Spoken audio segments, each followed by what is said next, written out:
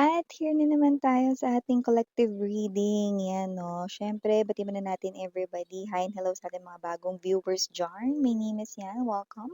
Returning Eastern buyers, thank you sa inyong walang sawang love and support for me. At kung di niyo pa knows, meron pa tayo na main channel, The High Priestess. Link down below lang sa ating description box. If interesado, i-click lang yan para makarating po kayo doon. Everyday nag-upload din tayo ng collective readings for all signs. There, tandaan yung mga babes ha. Okay, wala tayo ditong gender, bale lalaki o LGBT. Plus, pick up lang yung mga mensahe na kumo-connect or nag-resonate for you. So, let's go ahead and check these messages rito kasi we're getting here high frequency of energies. It looks like an update here for you guys, no? Meron ba kayong parang gustong malaman, no? Well, kaya naman kayo nandito kasi gusto niyo makichika. So, talaga meron kayong gustong malaman, no? But I do pick up na meron kayong as in specific na gustong malaman. Okay, let us all together, find out.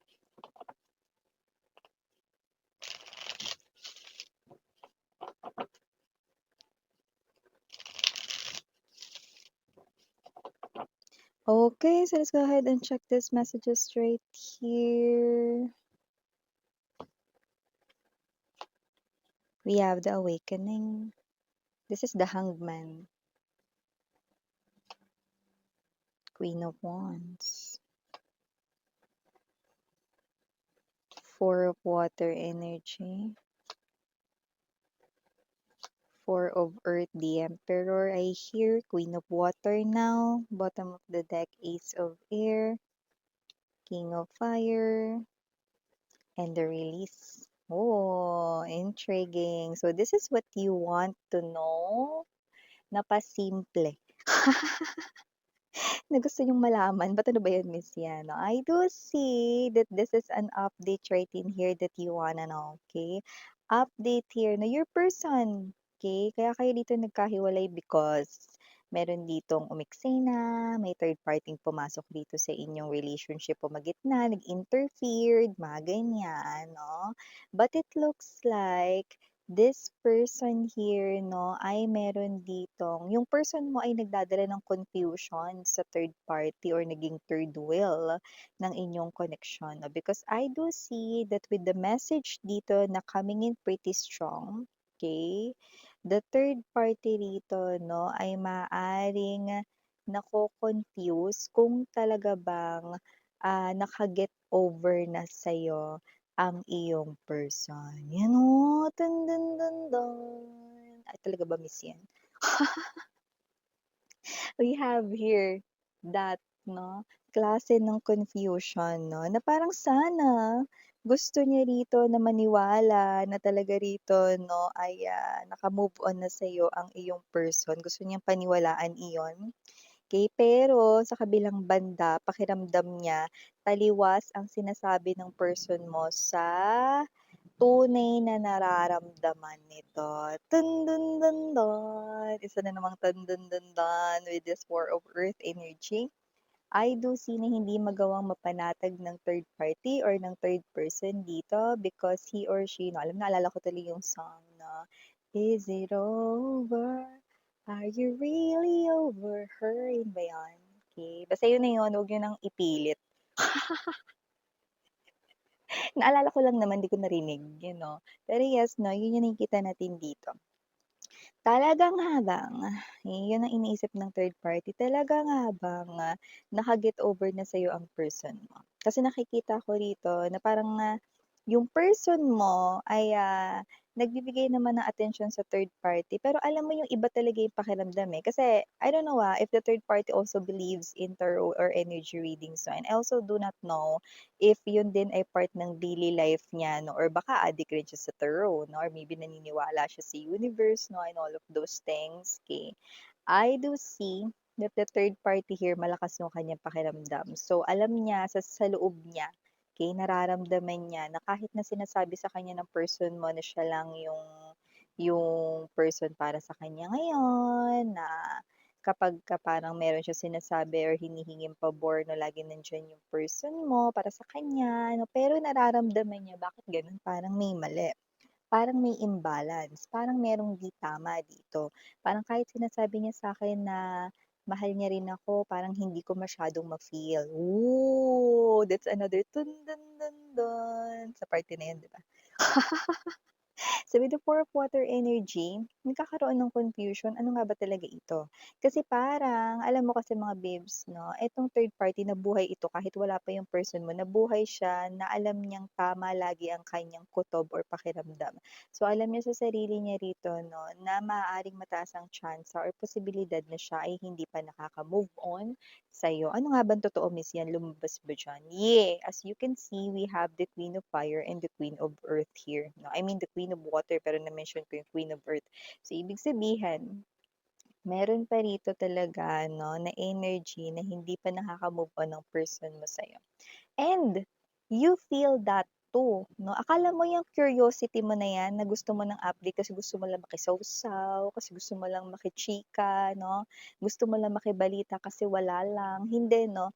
That is you being curious because you are in real time feeling the energy of your person, you know, dahil ito talaga yun, no? Dahil ito talaga yung nangyayari ngayon, no? Because you are someone very spiritual, sweetheart.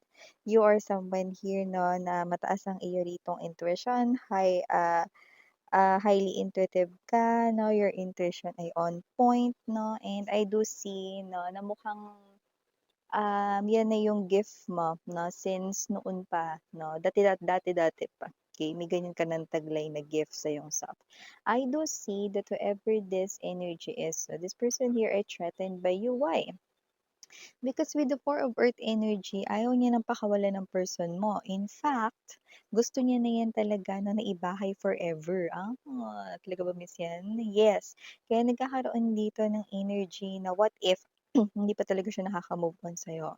That is the biggest fear now of the third party. What to do next if ever na bumalik ang person mo sa'yo. No? So parang ngayon, naggagawa siya sa isip niya rito, plano siya dito, paano niya ma-maintain yung connection nilang dalawa na hindi tatawid ang person mo pabalik sa'yo.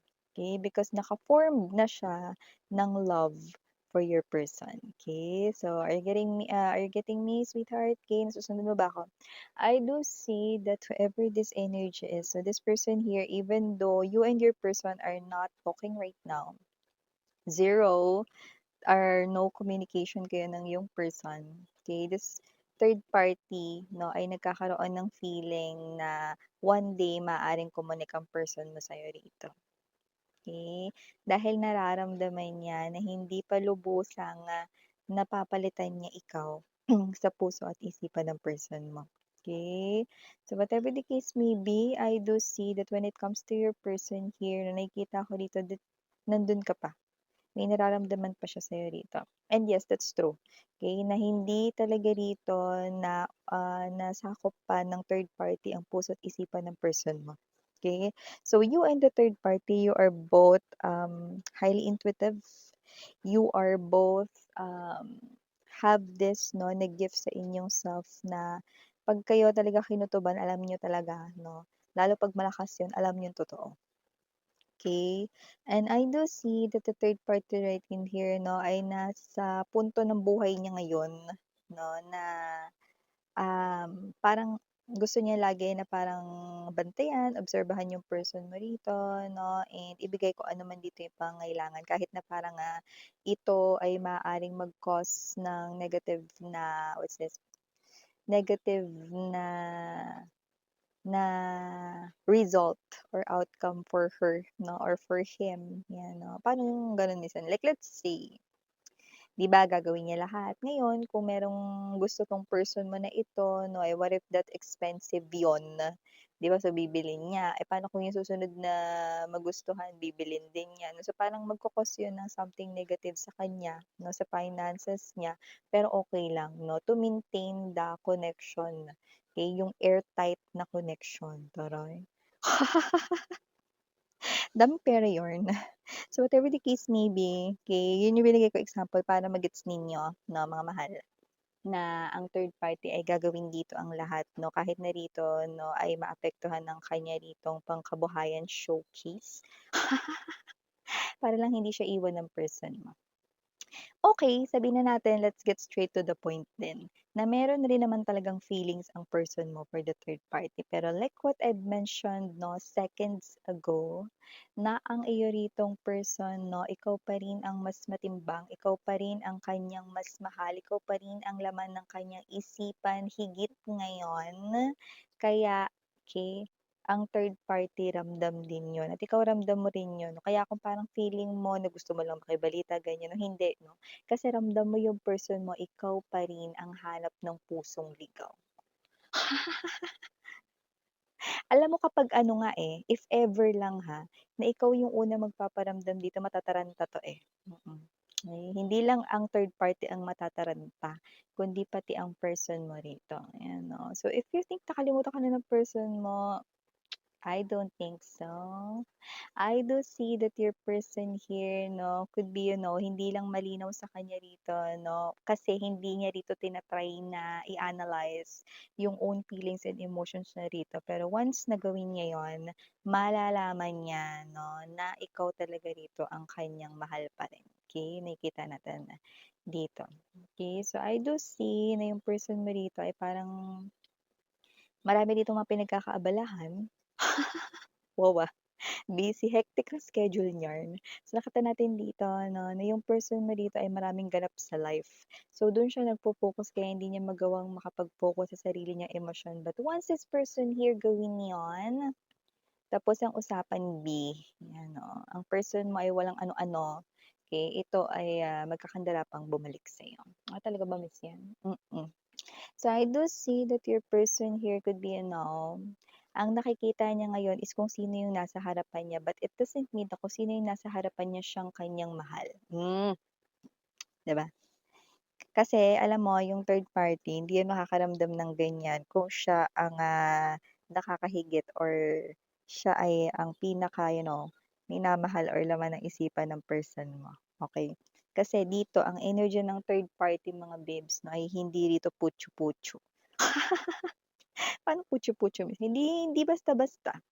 Kasi nga yung third party rito na nararamdaman niyang hindi pa siya ganap na alam mo yon, nasa tabi lang siya ng person pero alam niya hindi pa siya yung talagang, person 'no, na talagang sumakop na 'no, doon sa pagmamahal ng person mo.